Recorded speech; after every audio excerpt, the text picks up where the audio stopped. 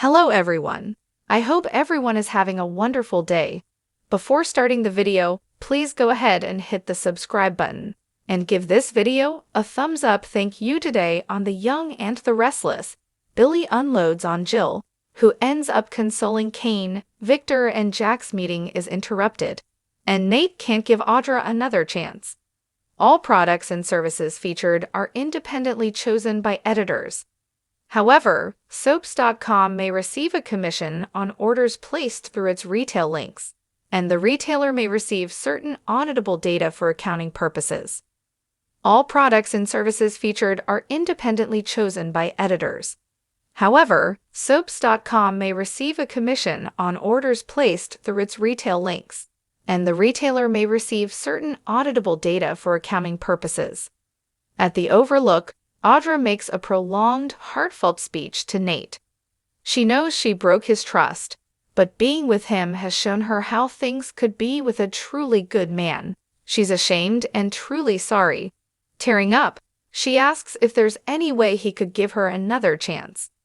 Nate cries, but remains silent and resistant as Audra rambles on. Finally speaking, he reflects on the shocking nastiness of her lying to him and doubling down. Audra cries that she separated things in her mind and admits to having jealousy for those for whom things come easy, who look down and judge people like her who have to make compromises. Nate feels these are excuses. Audra vows she's changed, but Nate tells her what she did changed how he sees her. Audra can do better now.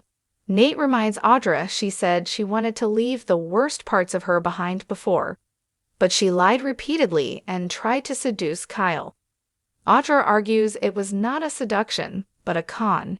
If she could go back and do it over, she would.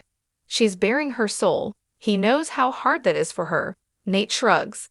Maybe it's just because she hates to lose. Audra promises if he gives them another chance he won't regret it. Nate doesn't see a way back. Audra vows she'll do whatever it takes. All he has to do is say yes. Nate knows too much.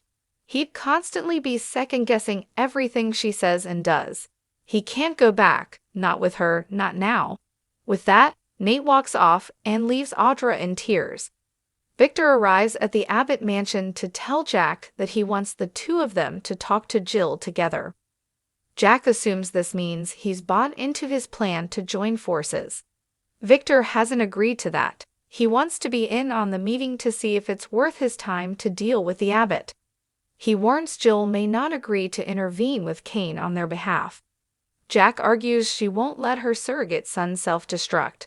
He wants Victor to commit. Victor won't confide his plans to anyone whose name is not Newman. Jack's sure that Jill will get Kane to admit the AI software doesn't exist, and he just wants attention. It's the one threat he can use to get them all where he wants them. To what end, Jack doesn't know.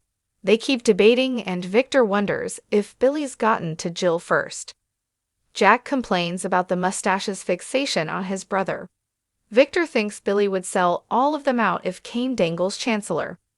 On the Kane train, Billy whines that Jill that came to see Kane first, her number one. Jill says she and Ashby have a lot to discuss. Billy continues being bitter and bratty, and then announces that there's a lot she needs to know about Kane. Jill muses, "So I've been hearing."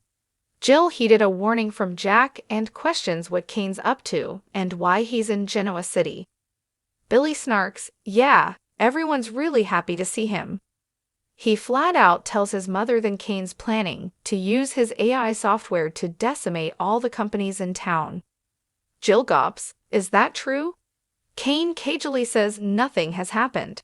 Billy points out that they don't really know if it's true, but it's enough to make your head spin. Jill looks to Kane for answers again, but he's not forthcoming. Billy explains this is what he does. He acts like Victor. Jill needs a moment to process, but wants to know where Billy stands on making up with her. Billy launches into his hard-done-by routine and rants at his mother for a bit, complaining that she doesn't believe in him and took Chancellor away, leaving Victor to rub it in. Kane tells him to ease up and asks Jill why she wanted to see the two of them. Jill wants them to become family and pleads with Billy to let her make this up to him. Billy wonders if Kane follows through on his apocalyptic plan. Will she lose faith in him too? With that, he flounces off, welcoming Jill back to town. Jill tells Kane she's worried she'll lose him too. Sitting, Kane tells Jill that Billy loves her. Jill loves him too, but they're too much alike. Or maybe she's missing some critical element of motherhood. But she needs her son. Switching gears, she asks Kane about the accusations. You wouldn't sell your soul to get even more, would you? She needs to understand how he could be so cruel to those she cares about. Kane pulls Jill into a hug. They discuss him not coming to Chance's funeral because he felt guilty. Jill exclaims that it wasn't his fault. No one knew what Carter was capable of. Jill hopes he's ready to come back to the family and friends who love him. Kane grunts, who would that be exactly? With a gasp, it dawns on Jill that he's feeling lonely and rejected. She warns that giving up will only ruin getting his family back. Nate rejoins Amy at Society and updates her on Audra's speech at the Overlook. He admits he got to see a side of her most people don't get to see. But being a family with them didn't stop her from doing what she did. How could he ever really believe she's changed?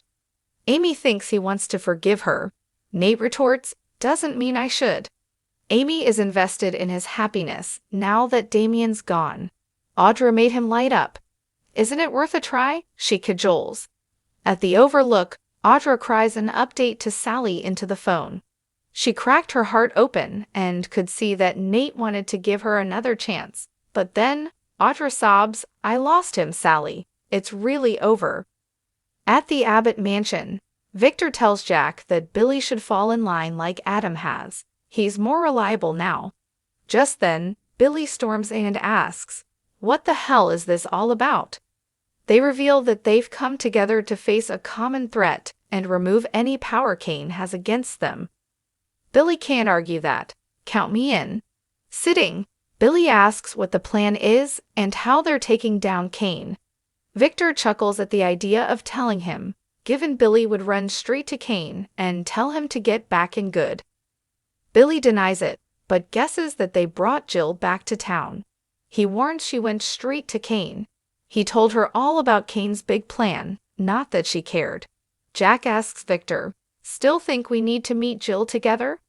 Victor announces, change of plans. We divide and conquer. On the Kane train, Kane doesn't know how to answer Jill's question about what he's doing. He admits the cost of all of it, for everyone he loves, was too much. He proclaims melodramatically that he should have just stayed away and locked himself in that chateau. Not Dumas, not Ashby, someone else, or no one at all. But sometimes his rage is all he can see. Everyone who has ever doubted him, dismissed him, or took what he thought he deserved, why not take what he wants? Sometimes he just wants to burn it all down. Jill croons, oh baby, and hugs him. Thanks for watching this video. Please subscribe to our Young and Restless official news channel and stay with us.